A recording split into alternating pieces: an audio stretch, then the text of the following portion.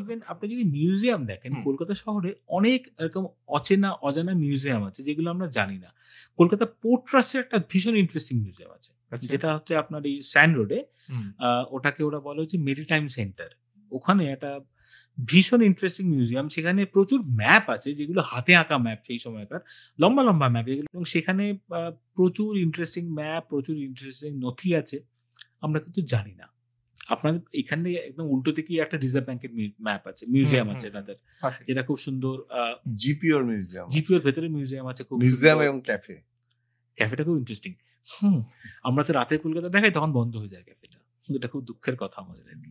আমরা বাইরে থেকে বন্ধ গেটটা দেখি। বোট মিউজিয়াম খুব সুন্দর, খুব সুন্দর। তখন বলছিলাম পুলিশ মিউজিয়ামের কথা, খুব সুন্দর। আপনার ধরুন বেহালায় যে জোকাতে আছে একটা গুরুসদা মিউজিয়াম, যেখানে খুব ভালো মুখোশের কালেকশন আছে, খুব ভালো। মাঝখানে বন্ধ হয়ে গেছিল ওটা। যেরকম ধরুন অনেক ছোট ছোট মিউজিয়াম আছে যেগুলো, অফকোর্স ইন্ডিয়ান মিউজিয়াম তো আমাদের আছেই, যেটা এশিয়ার লার্জেস্ট বা এখন বোধহয় সেকেন্ড লার্জেস্ট, জানি না। সেটা ছাড়া এরকম আরো অনেকগুলো মিউজিয়াম আছে যেগুলো কিন্তু আননোন মিউজিয়াম, আমরা কম জানি সেগুলো সম্বন্ধে, বা সেগুলো খুব সুন্দর।